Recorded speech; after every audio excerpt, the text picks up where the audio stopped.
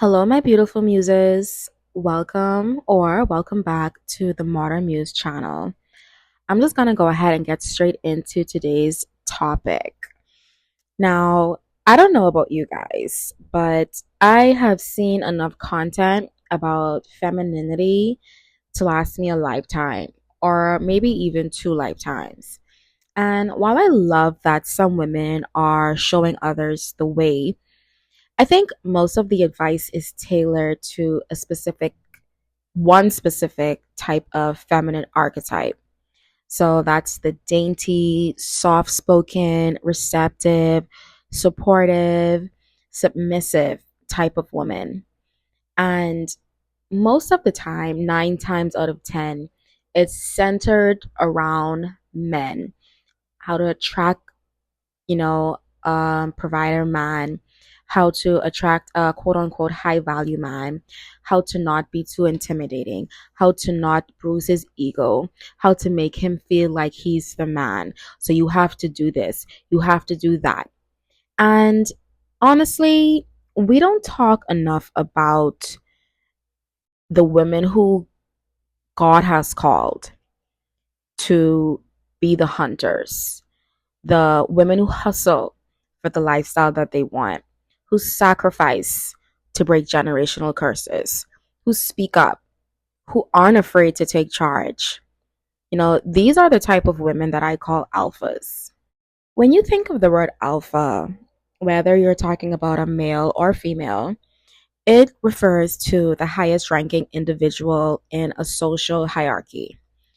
Alphas are leaders of the pack naturally. And while there's absolutely nothing wrong with wanting to be a more, domestic woman and allow your man to take care of you and the home, alpha women just don't operate this way. And there's also nothing wrong with that. So, in a perfect world, women can be princesses who rest all day, take care of the home, take care of the children while they, have loving, supporting partners from the inception of their marriage until death. Now, unfortunately, this is not a perfect world. And this is my issue with so many of the young women today taking advice from the feminine coaches. You know you are naturally dominant and assertive. You know that you're a go getter and a hustler because maybe dad left, or maybe he was never there to begin with. Maybe you don't have a male figure, or you don't have anyone in your life that allowed you to just rest, that allowed you to just receive. And so, because of that, you became someone that had to take action. And you had to become your own provider, and you had to become your own hunter. You had to hunt for the best education, the best job position. You had to hunt basically for the lifestyle you wanted, to get your family out of poverty, to get your mom from that 9 to 5 that was draining her all of her life. And you're naturally strong and independent, but somehow you're shrinking yourself to appear to be more quote unquote feminine. What some people who criticize alpha women fail to realize is yes, while some of us are born this way, a lot of us were made to be this way out of necessity. Now, guys, don't misconstrue my message. I'm not talking about loud, obnoxious, aggressive, domineering, and controlling women. I'm not talking about women who lead with their credentials. Oh, I have this many degrees.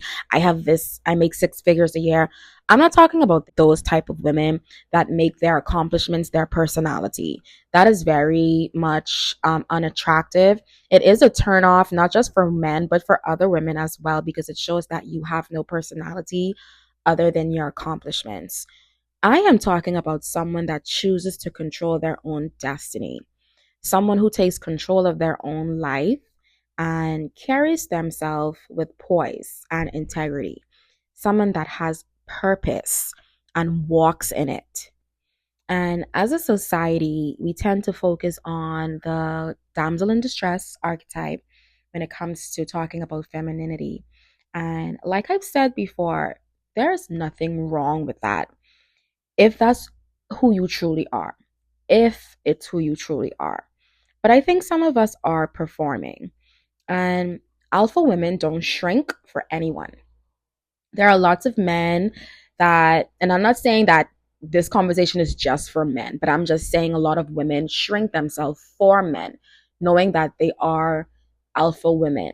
And lots of men are out there that love outspoken, feisty women who step up to the plate. They love women that can handle their finances and can tell off a rude waiter.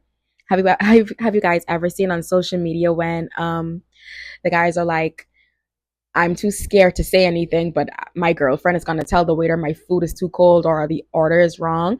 That's because some men like that. They love a assertive woman. I'm not saying rude. I didn't say aggressive. I'm not talking about a woman who doesn't know her place and wants to step all over her man, but I'm talking about an assertive woman or a woman who knows when to speak up when the time is right or when the situation calls for it. Because some men aren't confrontational. Men can beat on their chest all they want all day. Men don't like drama and they think standing up for themselves is drama. They'll let family walk all over them. I had an aunt who literally, my uncle by marriage, literally like had his family taking advantage of him for years financially. And it wasn't until he got with my aunt that he was able to actually stack his money. He was able to actually invest to grow financially because she had to put his family in their place. And men love women like that. And again, I'm not saying this video is just for men and talking about what men like, but I'm just saying because I know the way women work. A lot of us do things for the male attention, and because we've seen so many of these feminine coaches talk about, oh, men don't like women who do this, men don't like women who do that. Maybe boys don't, maybe insecure men don't who feel threatened, but a real man, as long as you're not trying to attack him, as long as you're not speaking down on him, as long as you're not trying to um overpower the relationship, they will respect a woman that stands 10 toes down. And a lot of men love women that don't need them. I said men, keyword men. So, all in all, guys, everyone has a story as to why they are the way they are. And in my opinion, God makes no mistakes. Femininity is not a monolith, and you don't have to pipe down who you truly are for anyone or anything. You'll never truly be happy.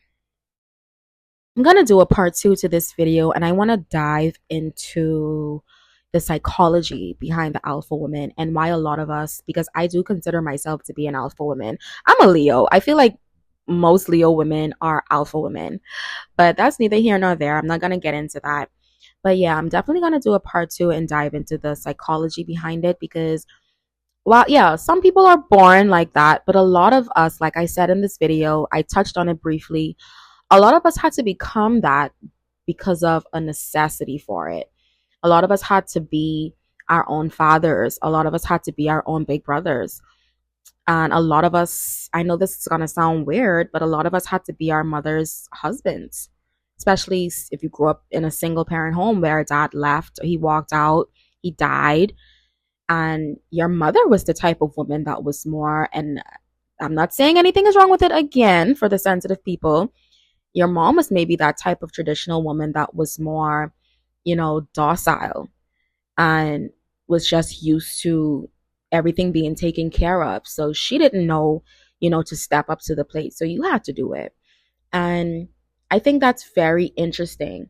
And a lot of people don't talk about that enough. They just talk about, okay, women, in order to be feminine, you have to be this way. I don't believe in that at all. I don't believe in that. But that's all I have for today, guys. I hope you guys enjoyed the video. Go ahead and give a thumbs up if you like it. Leave a comment. And I will see you guys on the next video. Thank you so much. Bye.